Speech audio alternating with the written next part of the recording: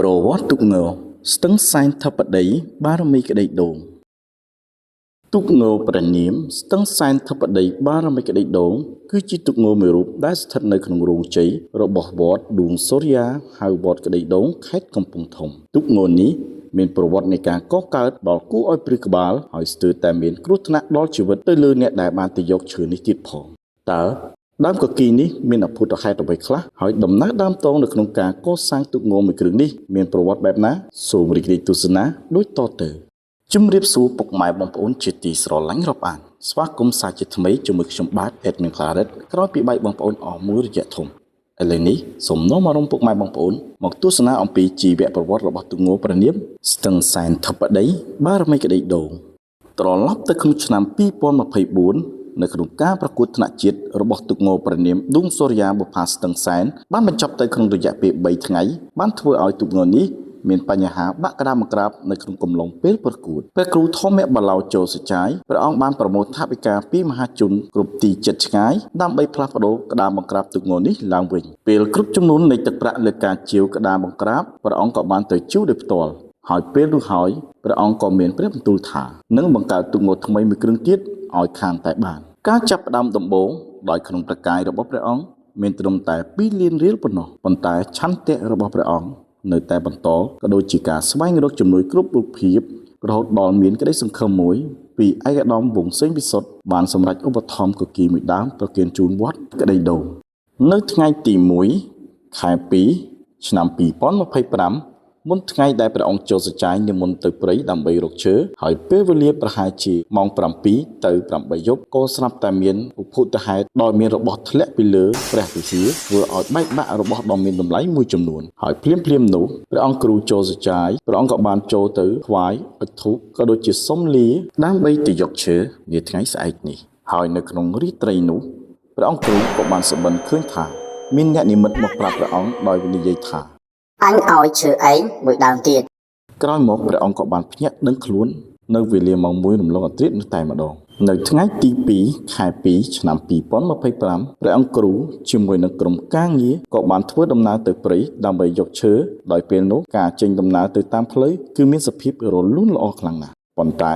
រឿងចម្លែកក៏ចាប់ផ្ដើមកើតឡើងជាបន្តបន្ទាប់នៅពេលដែលទៅដល់ទីតាំងដែលត្រូវទៅយកឈើទាំងរូបិយនិងអរូបិយហើយការជិះទៅដល់ទីតាំងកន្លែងដែលត្រូវយកឈើនោះគឺនៅថ្ងៃទី4ខែ2ឆ្នាំ2025មានយប់មួយនោះដោយដាច់ចង្ហាន់និងសម្ភារៈប្រើប្រាស់ព្រះអង្គគ្រូក៏បានសម្រេចចិត្តនិមន្តចេញទៅខាងក្រៅព្រៃដើម្បីស្វែងរកចង្ហាន់ដោយទុកភិក្ខុសង្ឃ3-4អង្គឲ្យគង់នៅទីតាំងឈើកគីនោះវេលាយប់ក៏ចូលមកដល់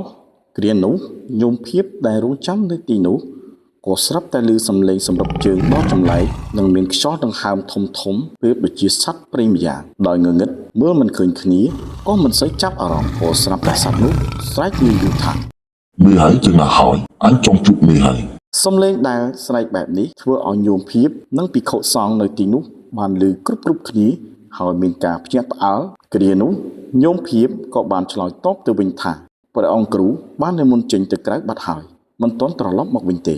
សត្វព្រៃនោះក៏បានងាកត្រឡប់ទៅវិញទៅដោយមានពន្លឺតិចគ្រប់គ្នាក៏សម្លឹងទៅមើលសត្វនោះក៏ឃើញថាជាសត្វខ្លាដ៏ធំមួយប៉ុន្មានម៉ោងក្រោយមកព្រះអង្គគ្រូក៏និមន្តត្រឡប់មកវិញនៅតាមផ្លូវក្នុងព្រៃក៏ព្រះអង្គបានប្រទះឃើញសត្វខ្លាដ៏ធំមួយកំពុងតែសម្លឹងមើលព្រះអង្គកំពុងតែធ្វើដំណើរដោយសម្លឹងរហូតតតែព្រះអង្គជិះផុតហើយក៏ងាកចូលព្រៃបាត់ទៅ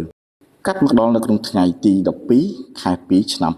2025ជាថ្ងៃដែលនឹងត្រូវដឹកឈើពីព្រៃក៏កើតឡើងនៅរឿងចម្លែកបន្តទៀតដោយចេះតែមានបញ្ហាខូចគ្រឿងចាក់រហូតនិងបែកកង់រហូតពេលនោះមានញោមម្នាក់ឈ្មោះហួចបានដឹងរឿងដែរប៉ុន្តែមិនហ៊ានមាត់ករហូតតតែញោមនោះបាននិយាយលេងផងមិនផងទៅកាន់ព្រះអង្គគ្រូថាសូមព្រះអង្គគ្រូកុំនិមន្តគង់លើឈើនោះទៀតអីបើមិនអញ្ចឹងទេប្រកាសជាបែកកង់ទៀតមិនខានហើយព្រះអង្គគ្រូ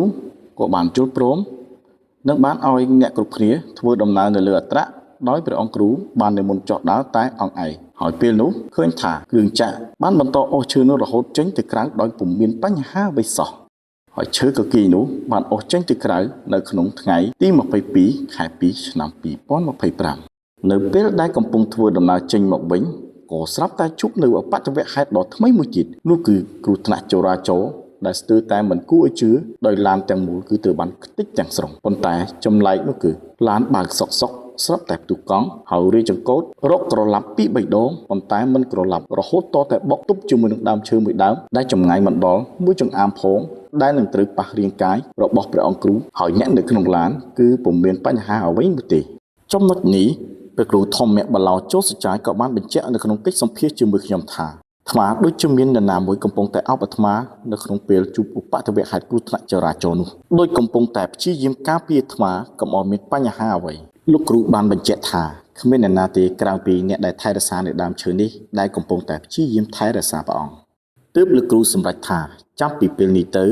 មិនថាទុកងោស្ទឹងសែនធិបតីបារមីក្តីដូងឬក៏ទុកងោឌួងសូរ្យាបុប្ផាស្ទឹងសែននោះទេគឺហាមមិនឲ្យមានការជន់ឈរបញ្ជាក្បាលទូកតទៅទៀតទេហើយនៅក្នុងថ្ងៃទី23ខែ2ឆ្នាំ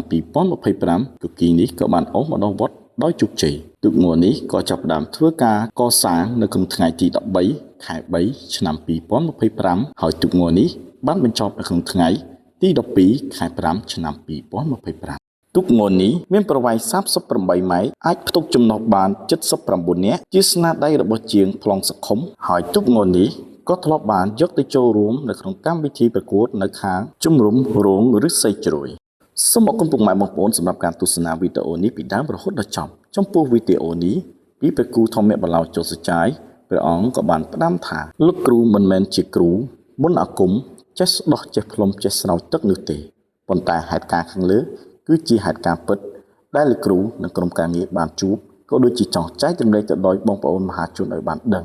ដូច្នេះសម្រាប់វីដេអូថ្ងៃនេះគឺមានត្រឹមតែប៉ុណ្នេះសូមអរព្រគុណសូមអរគុណសូមជម្រាបលា